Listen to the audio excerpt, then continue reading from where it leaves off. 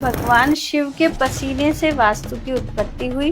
अब क्या हो गया है कि हर कमरे के साथ शौचालय हो गया है, तो नेगेटिव एनर्जी जो है वो आपके घर में इजीली प्रवेश हो रही है। वास्तु ज्यादातर 80% लोगों का खराब होता है। मैंने देखा वो वास्तु पुरुष कुछ इस तरीके से लेटा और वो जो सिर है वो हमारा हमेशा वो नॉर्थ ईस्ट वाला जो ईशान कोण कहा जाता है, वो उत्तर और पूरब के बीच में ईशान कोण होता है। अगर आपने ईशान कोण में टॉयलेट बना दिया है तो उसकी एक ही रेमेडी है, आप उसे तोड़।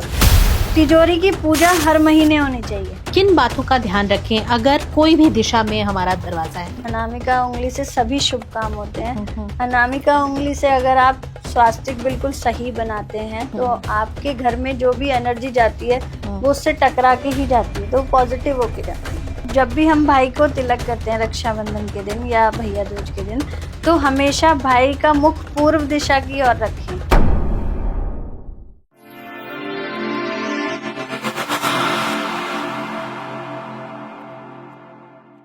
नमस्कार दोस्तों, मैं हूँ रुचि भैराली। बातों बातों में मैं आपका बहुत बहुत स्वागत करती हूँ।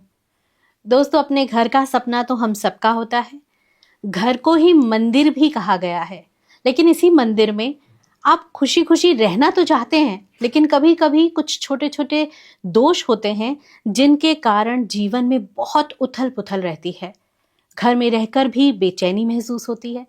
तो अक्सर दोस्तों में हम बैठते हैं तो लगता है कि किसी ने कहा कि क्यों ना आप किसी वास्तु विशेषज्ञ से मिलें और देखें कि आपके घर में क्या दोष है जिसके कारण इतनी हानि हो रही है, इतनी घर में डिसहार्मनी है। ये सब बातें मन में जब आती हैं तो वहम भी आता है और ये भी आता है कि आखिर मेरे घर में क्या कमी है। कमी कुछ नहीं होती दोस्तों, छोटी छोटी बातें होती हैं। ये एक बहुत पुरानी विद्या है जिसे हम एस्ट्रोलॉजी के जरिए भी समझते हैं और हम समझते हैं वास्तुशास्त्र के जरिए। आइए, आज जानी मानी एस्ट्रोलॉजर और वास्तु विशेषज्ञ प्रिया शर्मा हमारे साथ हैं। हम उनसे जानते हैं कि किस तरह छोटे छोटे वास्तु के टिप्स हमारे जीवन में बहुत बड़ा बदलाव लेकर आ सकते हैं। प्रिया जी, आपका बहुत बहुत स्वागत है बातों बातों में। आपका जो साथ है वही हमें बता रहा है कि आपने अपनी लाइफ में तो वास्तु को कितना अच्छा सेट किया हुआ है, लेकिन जिन लोगों को नॉलेज नहीं है, घर में महिलाएं अक्सर पहली प्रार्थना अगर भगवान से कोई करती हैं तो वो यही करती हैं कि मेरे घर में सुख शांति सदैव बनी रहे। और ये प्रार्थना महिलाओं में बहुत कॉमन है। मैं ऐसा समझती हूँ कि शायद ही कोई ऐसी महिला होगी जो ये नहीं चाहती होगी कि उसके घर में डिसहार्मनी हो। ये प्रार्थना करते हुए एक डर रहता है मन में कि मैं ये प्रार्थना कर तो रही हूँ, लेकिन पता नहीं क्यों मेरे घर में मेरे बच्चे मेरी बात नहीं सुनते, मेरे पति मुझ पर गुस्सा हो जाते हैं, या मेरी सास को मेरी बातें पसंद नहीं है। इस तरह की छोटी बड़ी बहुत सी बातें हमारे घर परिवार में रहती हैं। क्या इन सबका लेना देना भी वास्तु में कहीं लिखा हुआ ऐसा कुछ वास्तु एक्चुअली क्या है कि भगवान शिव के पसीने से वास्तु की उत्पत्ति हुई। भगवान शिव का दानवों के साथ कहते हैं युद्ध हुआ था। उस समय भगवान शिव को जो पसीना गिरा उससे वास्तु पुरुष, जो महापुरुष कह सकते हैं कि बहुत बड़ी काया का एक जन्म हुआ। उस जन्म को कंट्रोल करने के लिए ब्रह्मा जी ने, उस पुरुष की ऊर्जा इतना ज्यादा थी कि ब्रह्मा जी कह रहे थे कि ये संसार नहीं झेल सकता, तो ब्रह्मा जी ने उसको उल्टा करके धरती में गाड़ दिया था, मतलब पृथ्वी तत्व में मिला दिया था। उसी के आधार पे ब्रह्मा जी ने उसको वरदान भी दिया था कि जो भी वास्तु के अनुसार, उसको वास्तु का नाम दिया गया, पुरुष का नाम वास्तु पुरुष कहा गया उसको। और वास्तु पुरुष के आधार पर ही जो अपना गृह निर्माण करेगा वो ही अपने जीवन में सुखी रह पाएगा। तो मेन कारण तो वास्तु शास्त्र का यही है। दूसरा, वास्तु के जितने भी कहते हैं जितने भी ज्ञानी रहे हैं, जो ऋषि मुनि हैं, उन्होंने, आपने देखा होगा कि पहले ऋषि मुनि कैसे रहते थे कि बाहर बहुत बड़ा आंगन है, सबसे पीछे अपनी कुटिया है, शौच करने के लिए हम बाहर जाते थे। अब क्या हो गया है कि हर कमरे के साथ शौचालय हो गया है जी। तो नेगेटिव एनर्जी जो है वो आपके घर में इजीली प्रवेश हो रही है, क्योंकि ये कलयुग है। तो यहाँ पर कहते हैं कि राहु का वास ज्यादा होता है। तो ग्रहों के अनुसार और दिशाओं के अनुसार जो भी घर में दिक्कत आती है वह वास्तु के वास्तु थ्रू ही दोष देखते के हैं, रूप हाँ, में ही हम देखते हैं। देखते हैं हम वास्तु के रूप जी। में ही। और पहले जैसे भी आपने थोड़ा सा डिस्क्राइब किया कि पहले जी। के घर किस तरह के जी होते जी थे, जी तो मुझे याद है हमारी हिंदी फिल्मों में भी हम देखते हैं और हाँ, बड़े बुजुर्गों के घर याद आते हैं कि आंगन में एक तुलसी जी का तुलसी का पौधा होता पौधा था। जो बीच में ही लगा हाँ, रहता तो था। घर में कहते हैं ना, आते ही हाँ, एक बहुत पॉजिटिव ऊर्जा। पॉजिटिविटी आती थी। आप प्रणाम करते हैं क्योंकि हमारा जी जी जी समाज इस तरह समाज का है, हमारी इस तरह की परवरिश हुई है। हम पैर छूते हैं, जी हाथ जी जी जोड़ते जी हैं और दुआएं लेते हैं हाँ अपने हाँ बड़े बुजुर्गों से। तो वो एक भावना, वो आंगन हाँ, सिर्फ एक आंगन नहीं होता था, वो वहां संस्कार तो है हमारे। संस्कारों का जी जी जी इतना होता था अब कि क्योंकि इस समय में ये चीजें बहुत कम हो गई ये हैं। खत्म हो गई है। हाँ, पहले हम्म। साइंटिफिक रीजन भी होते थे, तुलसी लगाने का रीजन भी होता था, नीम लगाने का भी रीजन होता था, और गृह में चप्पल बाहर उतार के आने का भी रीजन होता था। रसोई घर रसोई घर साफ सुथरा, खड़ाऊ पहन के, लकड़ी के जी। खड़ाऊ आते हैं, हाँ। उनको पहन के आप रसोई घर में प्रवेश कर सकते थे। तो अब वास्तु ज्यादातर 80% लोगों का खराब होता है क्योंकि उनके घर में कोई भी चीज व्यवस्थित नहीं है, जी। जिसकी वजह से वास्तु दोष इजीली उत्पन्न हो जाता है। आपका मुख्य द्वार से हम वास्तु दोष देखते हैं। मुख्य द्वार ही आप देखेंगे तो सबसे ज्यादा गंदगी अगर मुख्य द्वार पे होती है तो आपके घर की, पूरे घर की जो एनर्जी है वो खराब हो जाती है। जी। जब हम ऑरा चेक करते हैं तो बिल्कुल नेगेटिव परिणाम निकल कर आते हैं। लेकिन अभी क्या है, समय के साथ साथ बहुत सारे बदलाव हुए हैं। अब ना तो आंगन बचे, नहीं। बालकनीज में कन्वर्ट हो चुके जी हैं। जी जी इतनी स्पेस नहीं है, लोग कॉम्पैक्ट घरों में रहते हैं, फ्लैट्स में रहते फ्लैट्स में हैं। रहते हैं। और अगर आपके पास एक प्लॉट है जिस पर आपने घर बनाया है, जी तो आप रेंटेड देखते हैं कि भाई मुझे ऊपर का फ्लोर रेंट पे रेंट देना पे है, देना आगे है। दुकानें निकाल लेनी जी है, जी जी जी गाड़ी भी वहीं खड़ी है आंगन में। तो जी इस तरह की भी बहुत सारी चीजें हैं। तो परफेक्टली 100% वास्तु पे देखने आधारित को घर नहीं मिलते। बहुत हाँ, मुश्किल बहुत होता होगा। मुश्किल है। और फिर क्या कहा जाता है कि युग का भी, द्वापर युग और कलयुग और सतयुग में बहुत अंतर है। जी। तो युग का भी फर्क पड़ता है। जिस तरह हम्म। से कलयुग को पूरा राहु के वश में कहा गया है, और नेगेटिविटी आप देखती हैं, मर्डर्स कितने होते हैं और गलत चीजें कितनी समाज में फैली हुई हैं। तो कलयुग के हिसाब से भी प्रॉपर वास्तु तो आप नहीं बना सकते। आप कितनी कोशिश कर लीजिए, कोई ना जी। कोई दोष आपका निकल के आएगा ही आएगा। लेकिन फिर भी जो चीज ध्यान रखने योग्य है, जो दिशाओं को केंद्र करती हैं, वो वास्तु में गिनी जाती हैं। जी। अगर उसके आधार पे आपने ठीक चीजें बनाई हैं, पूजा घर है, शौचालय है, रसोई घर है, और या आपका स्टोर रूम है, बेडरूम है, बच्चों का रूम है, ये अगर वास्तु के हिसाब से और कलर कॉम्बिनेशन के हिसाब से बनाया है, क्योंकि हर दिशा का एक तत्व है। जी। जैसे पंच तत्वों से हमारा शरीर बना है, उसी तरह पंच तत्वों से वास्तु बना है। जी। तो हर दिशा को एक एलिमेंट दिया गया है, उस एलिमेंट के आधार पर ही चीजें बनाई जाती है। जैसे साउथ में अग्नि एलिमेंट होता है। जी, साउथ में जी। अग्नि का एलिमेंट है। तो हम क्या करते हैं कि जितनी भी भारी चीजें हैं वो साउथ की तरफ कर देते हैं। अगर जी। हमें घर का रुख भी बनाना है तो प्रॉपर घर हम साउथ में खड़ा कर देंगे, लेकिन हम उत्तर की तरफ आंगन छोड़ देंगे। तो उस आधार पे बनता है। अब कोई भी चीज पूर्व की तरफ भारी कर दें तो वास्तु पुरुष का जो सर है वो जी। पूर्व की दिशा है। अगर आप पूर्व की दिशा पे कोई भी भारी सामान रख दोगे तो आपको माइग्रेन की प्रॉब्लम 100% हो जाएगी। क्योंकि मैंने देखा है वो वास्तु पुरुष कुछ इस ऐसे तरीके से लेटा हुआ है, हाँ, लेटा हुआ और वो है। जो सिर है वो हमारा हमेशा वो नॉर्थ ईस्ट वाला नॉर्थ एरिया, ईस्ट वाला जो ईशान कोण ईशान कहा कोण, जाता हाँ। है, वो उत्तर और पूरब के बीच में ईशान कोण होता है। ईशान मतलब भगवान शिव।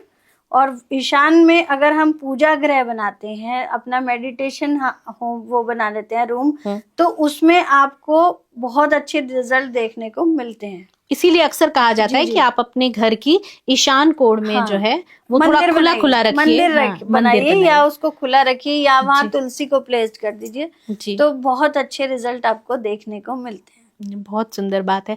लेकिन अगर अभी हम मॉडर्न फ्लैट्स की बात करें या मॉडर्न तरीका जो है लोगों का जीवन में जीने का, बिल्कुल आपने कहा कि सटे सटे कमरे हैं और उनके साथ वॉशरूम्स हैं, और वॉशरूम के जरिए ही सबसे ज्यादा नेगेटिविटी हमारे घर में आती है। तो बहुत ज्यादा कुछ बदलाव करना हो तो लोग कहते हैं कि जी हमारी जो वॉशरूम की जो स्लीपर्स हैं वो अलग हैं हाँ, और रूम स्लीपर्स के अलग अलग हैं। हैं, हाँ तो इससे हमारा हमने थोड़ा नेगेटिविटी को अपने घर में आने नहीं दिया। हाँ। ये कितना सही है? नहीं देखिए, सही तो नहीं है, पर लेकिन लोगों ने अपने रूल्स खुद ही फॉलो कर लिए, कहा कि जो अपने रूल्स खुद ही बना दिए। देखिए, आपको वॉशरूम में आप कितना भी चेंजेस कर लें, आप वॉशरूम में बैठ के भोजन तो नहीं कर सकती जी। आप कहते हैं कि मैम, हम लोग घर देखने जाते हैं, वो कहते हैं मैम हम तो इस वॉशरूम को यूज ही नहीं करते, फिर हम इसको तोड़ें क्यों?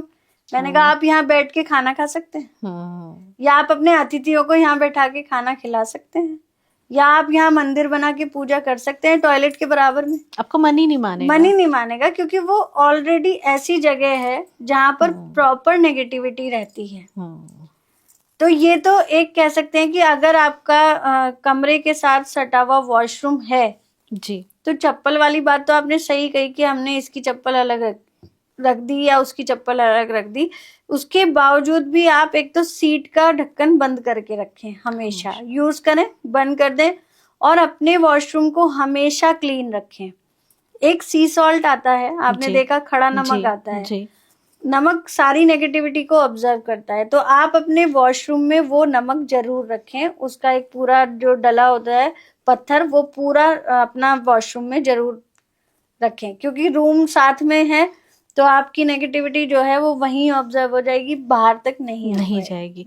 मान लीजिए कि कोई हो सकता है कि कोई घर ऐसा भी हो जहां गलत दिशा में वॉशरूम बना है, वहां पर भी हम ये सी सॉल्ट रख सकते हैं। देखिए, दिशाएं गलत हो सकती हैं, लेकिन एक प्रॉपर दिशा ईशान कोण में अगर आपने टॉयलेट बना दिया तो वो गलत है, तो वो तो हम तोड़वा ही देते तोड़वा कि आप इसे तोड़िए, क्योंकि वो भगवान की दिशा है।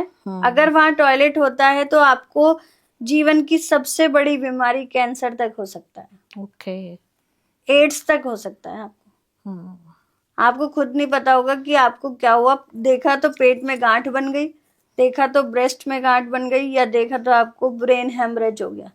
अगर आपने ईशान कोण में टॉयलेट बना दिया है तो उसकी एक ही रेमेडी है, आप उसे तोड़ दें। उसमें आप नमक रख लीजिए, उसमें आप टेपिंग लगा दीजिए, कुछ वास्तुशास्त्री कहते हैं येलो टेप लगा दीजिए, ब्लू टेप लगा दीजिए, कोई भी वो नहीं है। मुझे लगता है ये हल कैसे हो सकता है?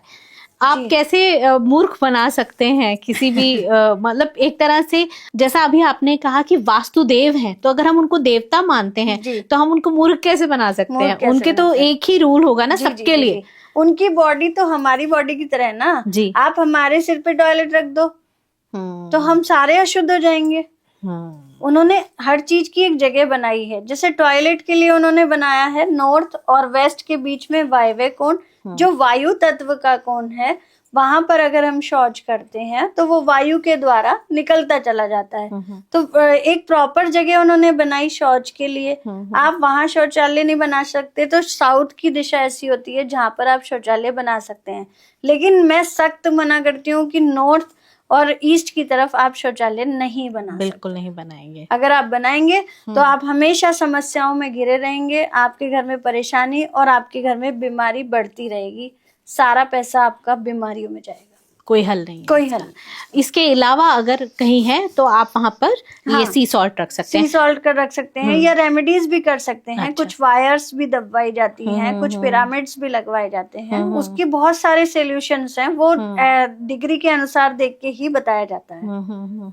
तो आप तो इतनी ज्यादा विजिट्स करती हैं, कभी आप फैक्ट्रीज में जा रही हैं, मैंने देखा है कि आपका हमेशा बहुत ही बिजी शेड्यूल रहता है। तो अक्सर जो कहते हैं ना एक बड़ी कॉमन प्रॉब्लम नजर आती है आपको क्लाइंट्स में, वो क्या है? मेरे को सबसे ज्यादा कॉमन प्रॉब्लम मनी के लिए आती है। पैसा नहीं रुकता लोगों के पास ना, किसी भी तरीके से वो कितना भी पैसा कमा लें, लेकिन उनके धन संग्रह नहीं हो पाता।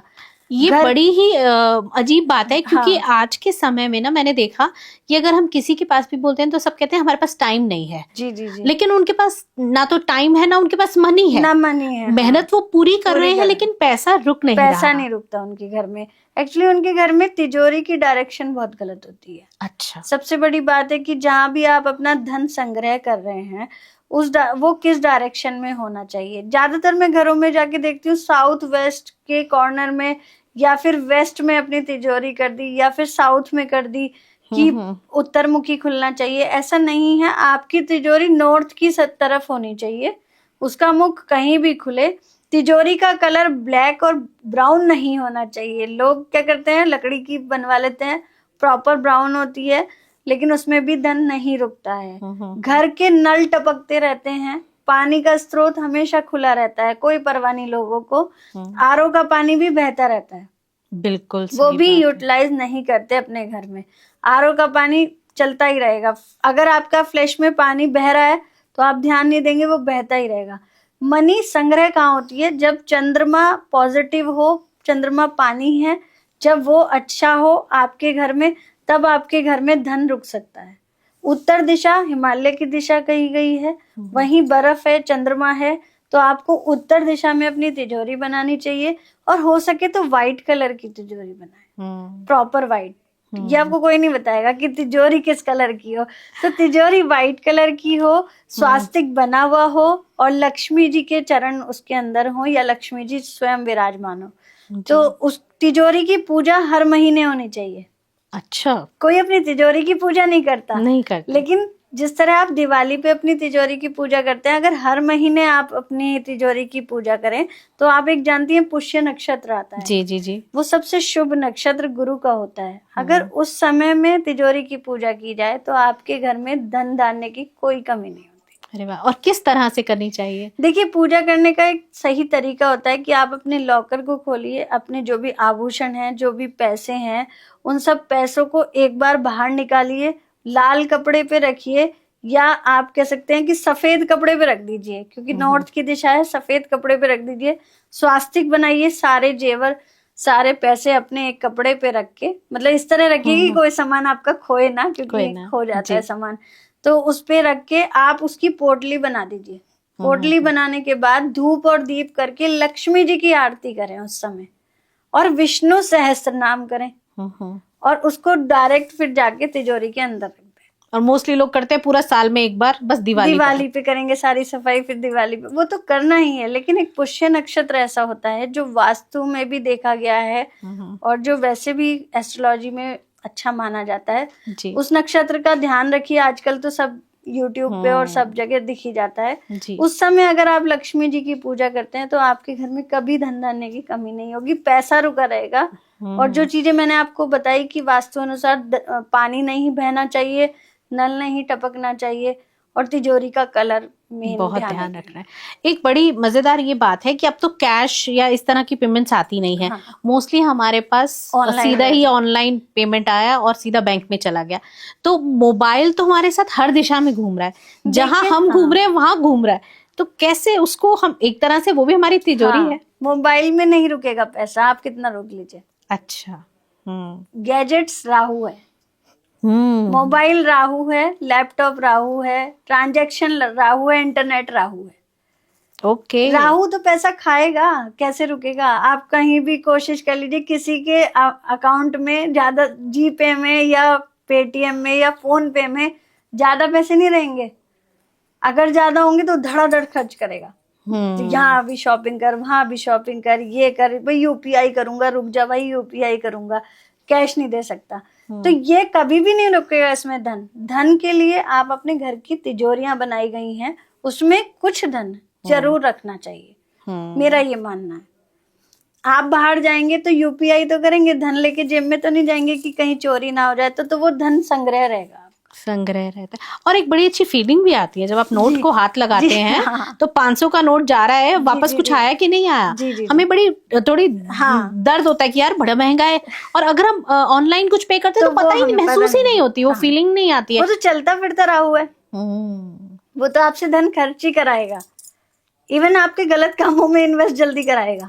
शेयर मार्केट देखती हैं आप? बिल्कुल बिल्कुल, लोग कहाँ जाते हैं और कहाँ गिर के पड़ते हैं। वो बड़ा इजी रहता है, ओनली फॉर 1 क्लिक, और आप कहाँ से कहाँ, कहते हैं it is very easy, it is very easy. तो वो वेरी इजी वाला जो पाथ है, तो वो एक क्लिक में आप, जुआ, सट्टा, शेयर मार्केट, ये सब राहु है, इंटरनेट राहु है, मोबाइल राहु है, लैपटॉप राहु है, जितने भी ट्रांजेक्शन। और जो लोग मल्टीमीडिया कह सकते हैं कि जो मल्टीनेशनल कंपनियों में जॉब कर रहे हैं, या जो मीडिया में है, या जैसे आप मेरे सामने बैठी हैं, आज हमारा पॉडकास्ट जो जाएगा वो सब भी राहु है। बिल्कुल बिल्कुल बिल्कुल। तो हम लोग तो एक अलग लेवल पे जाएंगे, लेकिन जो ट्रांजैक्शन है उसका संबंध भी प्रॉपर राहु है। जी। बिल्कुल सही बात है। हर पेमेंट, इवन हम ब्लिंकिट कर रहे हैं, ऑनलाइन शॉपिंग कर रहे हैं, हर मिंत्रा पे जा रहे हैं, तो वो सब कुछ ऑनलाइन। आपने बिल्कुल बहुत बढ़िया बात कही। और जो आप एक चीज बहुत नोट करेंगे, जो बड़े अधिकारी हैं, जो बड़े लेवल पे हैं, वो अपनी ट्रांजैक्शन फोन से नहीं करेंगे, वो कैश करते हैं जी, क्योंकि उनका बैंक में सब नोट डाउन हो जाता है।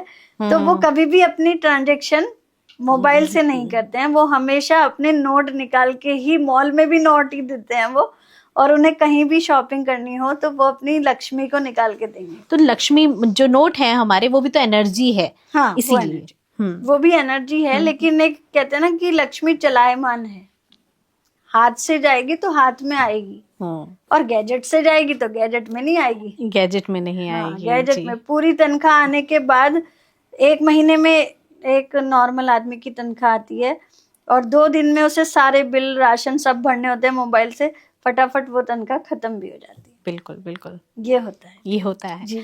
इसी तरह वास्तु का हमारा जो प्रवेश द्वार है घर का, वो बहुत मेन बताया गया है।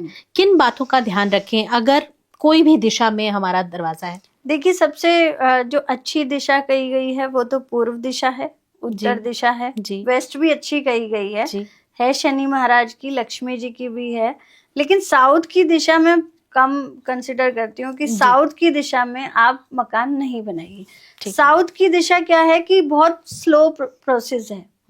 आप अगर कोई नौकरी कर रहे हैं तो प्रमोशन में दिक्कत आएगी, और अगर प्रमोशन में आपकी दिक्कत आ रही है तो ट्रांसफर में दिक्कत आएगी, और अगर आप सरकारी काम से जुड़े हैं तो धीरे धीरे बढ़ेंगे। वो बहुत स्लो चलता है जो भी साउथ का मुखी मकान होता है। दूसरा, साउथ से पॉजिटिविटी नहीं नेगेटिविटी ज्यादा एंटर करती है, तो साउथ जो मेन गेट होते हैं वहां पर सबसे ज्यादा लोग आपको बीमार दिखाई देंगे।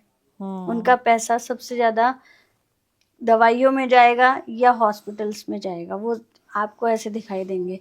लेकिन पूर्वमुखी जो मकान होंगे वहां से पॉजिटिविटी आती, जो भी पूर्व दिशा है, उत्तर दिशा है, वहां से बिल्कुल आपको ऐसी सकारात्मक ऊर्जा आएगी कि आप गृह प्रवेश भी करेंगे तो हंसते हंसते जाएंगे, और बाहर निकलेंगे तो भी हंसते हंसते। तो ये सबसे अच्छी दिशा मानी गई है मेन द्वार के लिए जी। दूसरा, मेन द्वार पर कुछ शुभ चिन्ह लगाए जाते हैं, आप देखती हैं जी। स्वास्तिक हो गया, ओम हो गया, गणेश जी लगा दिए या हनुमान जी लगा दिए। तो स्वास्तिक हमारे यहाँ सबसे शुभ माना गया है। तो स्वास्तिक आपको रोली, हल्दी और चावल को मिक्स करके पीस के तब उसको गीला करके आपको अपने हाथ से स्वास्तिक अपने दरवाजों पर बनाना चाहिए। पर हाथ से कम बनाते हैं लोग, बस वो रेडीमेड कुछ लाए नहीं, और चिपका दिया। तो हाथ से अपने हाथों का इस्तेमाल अनामिका उंगली दी जाती है। अनामिका उंगली से सभी शुभ काम होते हैं। अनामिका उंगली से अगर आप स्वास्तिक बिल्कुल सही बनाते हैं तो आपके घर में जो भी एनर्जी जाती है वो उससे टकरा के ही जाती है, तो वो पॉजिटिव होके जाती है जी। तो मेन द्वार कभी भी काला नहीं होना चाहिए रंग में। लोग मेन गेट लगाते हैं काले रंग के जी। मेन गेट कभी भी काले रंग का नहीं। शनि को नहीं होता है, शनि को नहीं होता है। शनि भी धीरे चलते हैं, शनै कहते हैं ना, तो शनि भी धीरे धीरे चलते हैं। तो मेन द्वार जब भी लगाएं तो हल्के येलो कलर का, व्हाइट कलर का ऐसा मेन डोर लगाएं। और पहले तो चौखट लकड़ी की होती थी जी, अब तो नहीं, अब वो चौखट नहीं मिलती। पहले चौखट पूजन होता था, अब वो चौखट पूजन नहीं होता, अब तो डायरेक्ट अंदर चले जाते हैं। जूते बाहर उतरते थे, वो भी वास्तु दोष है। अब जूते अंदर उतरते हैं, हर कमरे में जूते जा रहे हैं। हम पता नहीं कौन से चौराहे को लांग के आए हैं और किस एनर्जी को हम अपने साथ लाए और हम सीधा गृह प्रवेश कर लेते हैं। तो वो चीजें अब विलुप्त हो गई हैं, जिसकी वजह से वास्तु दोष जो है बढ़ता ही जा रहा है। कितने घरों में ऐसा है कि मैं जूते की रैक ही हटवा देती हूँ कि आप मतलब एंटर करते ही आप जूते लगा देते हैं या चट्टान इजी। अब हमें लगता है बस हम आए, उतारे और अपना चले अंदर। हाँ, तो जूते के रैक अगर घर से बाहर हो तो वो ठीक है। हाँ, घर से बाहर हो, लेकिन मेन गेट से सटी हुई नहीं होनी चाहिए। मेन गेट से थोड़ी अलग हो। मेन गेट से सटी हुई कोई भी चीज नहीं होनी चाहिए। जो भी नेगेटिविटी, कीले, लोग अपने घर में कीले बहुत गाड़ देते हैं, तो कभी भी अपने घर में कीले नहीं गाड़ने चाहिए ज्यादा। जितनी जरूरत हो, जितनी हैंगिंग आपको करनी है, बस उतनी ही कीले होनी चाहिए। अभी जैसे कुछ त्योहार वगैरह आते हैं तो खाने की वास्तु में अलग जगह है, खाना पकाने की अलग जगह जी है। जी जी तो अभी जैसे रक्षाबंधन आएगा तो कोई जी ऐसी जी दिशा है जहां भाई बहन बैठ के अपना तिलक करें? जी और जी आपने जी अभी बताया अनामिका उंगली से अनामिका हम उंगली बनाते हैं, से। तो हमेशा हम जी जी तिलक जी करते हैं अपने जी अंगूठे से, इसी का इस्तेमाल हाँ, करते इसका हैं। इस्तेमाल करते हैं। देखिए, इसमें भी एक बहुत बड़ी बात मैं आपको बताऊंगी कि जब भी हम भाई को तिलक करते हैं रक्षाबंधन के दिन या भैया दूज के दिन, तो हमेशा भाई का मुख पूर्व दिशा की ओर रखें, अच्छा। भाई की उन्नति के लिए और हम्म। अपने लिए भी, यानी कि बहन को भी उससे लाभ मिलता है। जब बहन तिलक करती है तो भाई का मुख अगर पूर्व दिशा की ओर हो और बहन का मुख पश्चिम की दिशा की ओर हो तो दोनों को शुभ लाभ मिलते हैं। मतलब ये समझ लीजिए दोनों की उन्नति तय है। तय है। दूसरा, हम अपने भाई को जब भी अनामिका उंगली से, ये सबसे शुभ उंगली होती है, जब भी तिलक करें, कुछ लोग करते हैं डायरेक्ट अंगूठे से तिलक कर देते हैं, लेकिन नहीं, हमारे जो सनातन धर्म की मान्यता है वो है कि आप अनामिका उंगली से तिलक लगाएं और अंगूठे से उसको ऊपर बढ़ा दें कि भाई की जो उन्नति है वो हमेशा बढ़ती चली जाए। तो हमें रक्षाबंधन पे इस तरह करना चाहिए। और भाई को जब भी आप तिलक कर रहे हो तो उसके हाथ में एक सरसों से भरी पोटली दे देनी चाहिए।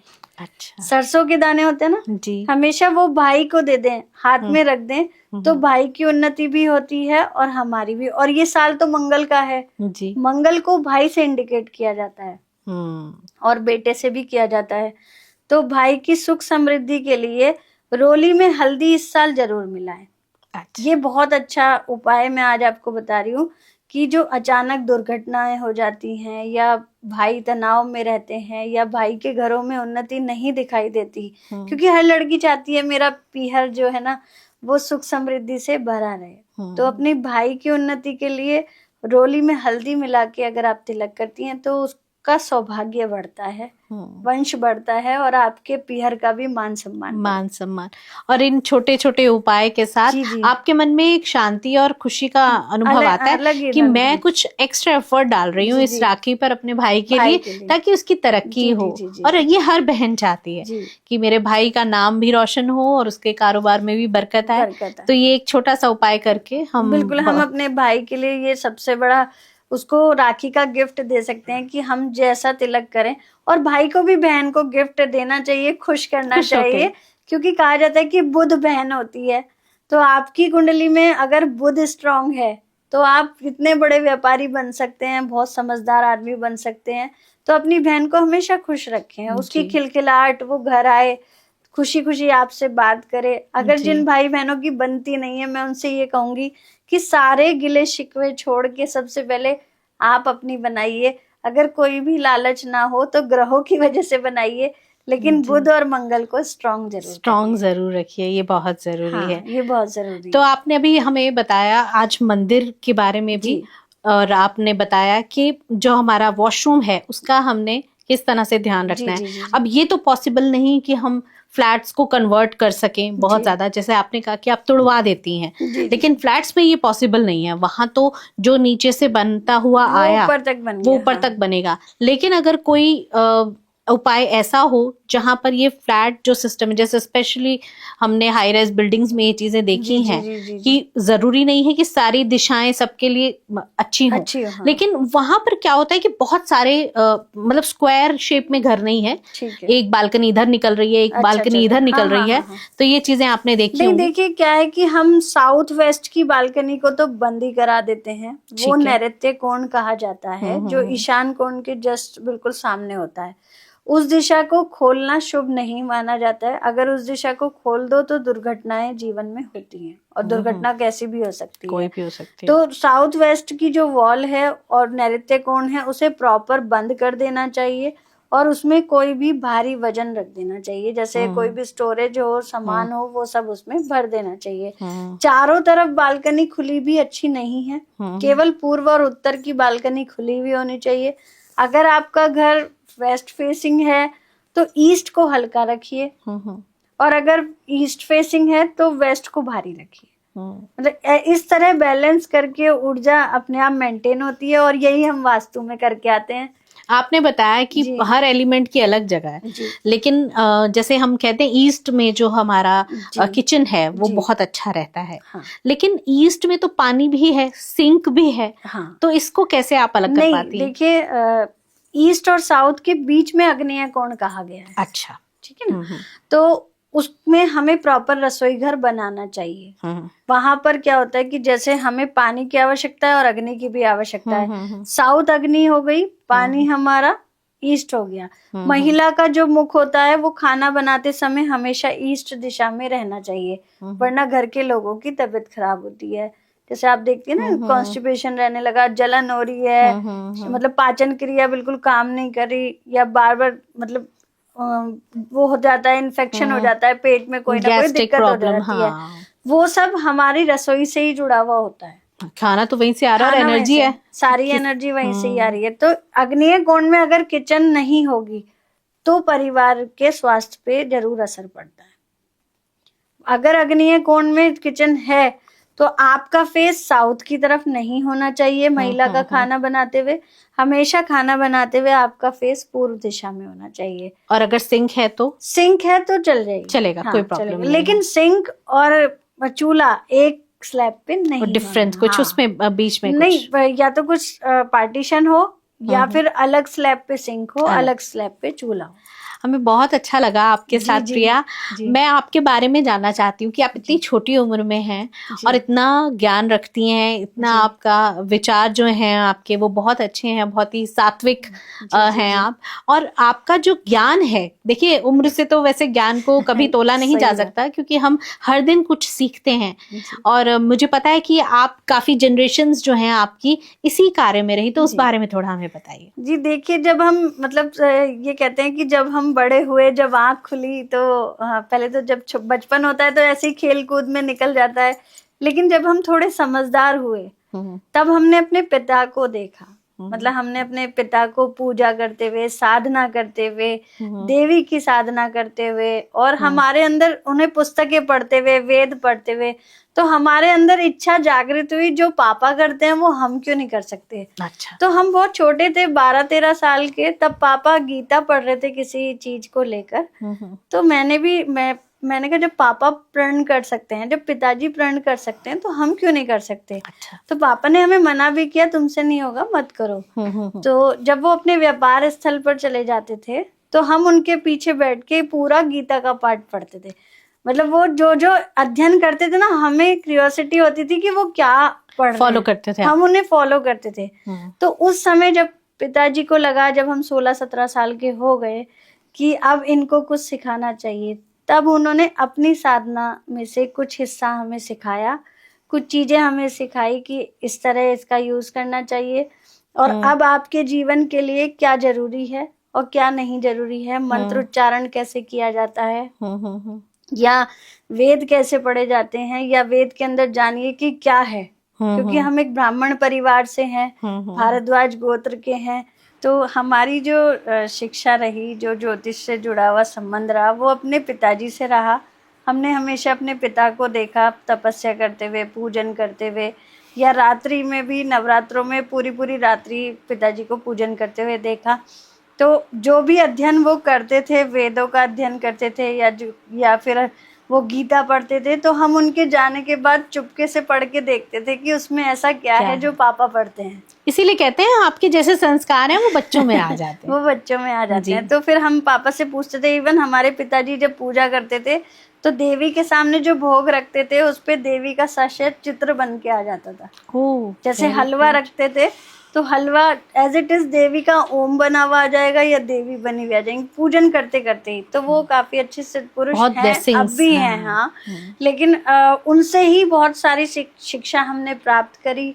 छोटे से थे तो लोगों का हाथ देखते थे, पामिस्ट्री करते थे, और स्कूल में भी फेमस हो गए थे, कॉलेज में भी फेमस हो गए थे कि भाई उसे दिखाओ हाथ, तो लड़की अच्छा देखती है। तो यहाँ से हमने सीखना शुरू किया। उसके बाद हम डीपली एनालाइज करी। इसमें मेरे ब्रदर ने ज़्यादा योगदान नहीं दिया, उनको इंटरेस्ट कम था, लेकिन मैंने इस पद्धति को कहते हैं कि आगे बढ़ाया। शादी के बाद हस्बैंड ने बहुत साथ दिया, और अभी 7 सालों से मेरठ में बैठ रहे हैं, तो हस्बैंड पूरा पूरा सपोर्ट करते हैं। और मैं देखती हूँ कि आप कितनी सक्सेसफुल हो चुकी हैं, कितनी फेमस हो चुकी हैं। कोशिश तो यही रहती है कि लोगों को अच्छा दें, भ्रमित ना करें, और ज्यादा तंत्र चीजों में ज्यादा ना जाके अपना सात्विक चीजें लोगों को बताएं, जो वो पारिवारिक जीवन में भी अप्लाई कर सकें। हमारी बहुत बहुत शुभकामनाएं हैं आपके साथ, इस तरह का अच्छा काम होता रहे। और कहते हैं ना, किसी भी विद्या को अगर सही तरीके से परोसा जाए, जनमानस के भले के लिए उसका इस्तेमाल किया जाए, तो इंसान को तरक्की तो अवश्य मिलेगी। तो चाहे कितने भी कम सालों थोड़ा लेट मिलती है, हाँ, लेकिन मिल जाती है। लेकिन मुझे लगता है वो क्वालिटी है, वो उसमें ऐसा नहीं कि भीड़ है बहुत बड़ी, लेकिन वो क्वालिटी है कि everyone is satisfied with you, है ना, निखर के आता है। अभी भी बहुत लोग विदेश से भी बात करते हैं, लोकल भी हैं वो लोग, और हमारी दिल्ली भी विजिट रहती है, आप देखते ही हैं। जी बिल्कुल। और ऑल इंडिया बेंगलोर भी जाते हैं, कोलकाता भी जाते हैं, सब जगह करते हैं विजिट, और लोगों को अच्छे शुभ परिणाम ही मिलते हैं, उसके बाद ही लोग सेटिस्फाइड होते हैं। ये बदलते भारत की महिला हो और बदलते भारत में लड़कियां आगे आए और अपने पूर्वजों के सिखाए हुए, कहते हैं ना, पच्चिनों पर चलें, तो उससे बड़ी क्या बात हो सकती है। मैं अपने पिता के छाया बन के ही चलना चाहती थी, और मैं वही कर रही हूँ। बहुत बहुत शुभकामनाएं आपको एक बार फिर। और पुनः जब भी हमारा पॉडकास्ट होगा, हम पामिस्ट्री पे भी करेंगे, क्योंकि अब हमें पता चल चुका है आप उसमें भी बहुत कुछ ज्ञान रखती हैं। आपसे मिलकर हमें बहुत खुशी हुई। उम्मीद करती हूँ आगे भी पॉडकास्ट करेंगे, और मैं उम्मीद करती हूँ हमारे व्यूअर्स को भी ये पॉडकास्ट बहुत पसंद आया होगा। जितनी मीठी प्रिया जी की आवाज़ है, उतना ही अच्छा स्वभाव उनका मन से भी है, और उतना ही मधुर लगाव उनका प्रभु से भी है। इसीलिए जितने भी उपाय बताए, बहुत ही सिंपल, सटीक, और एकदम इस तरह के कि आप कर सकते हैं, आपको कोई उसमें दिक्कत नहीं आएगी। और ये छोटी छोटी चीज़ें जब हम ध्यान देंगे, तो हमारे जीवन में खुशियाँ ऑटोमेटिकली एक मैग्नेट की तरह खिंचती चली जाएंगी। आज का पॉडकास्ट आपको बहुत पसंद आया हो, यही मेरी उम्मीद है। आप हमें कमेंट्स में ज़रूर बताएं आप किस विषय पर चाहते हैं कि हम आपसे चर्चा करें, और भी लोगों को आप तक लेकर आएं, और उस पर चर्चा में आप भी हमारा साथ निभाएं। अभी तक आपने जितना प्यार दिया बातों बातों में, उसके लिए भी आपका बहुत बहुत धन्यवाद। नमस्कार।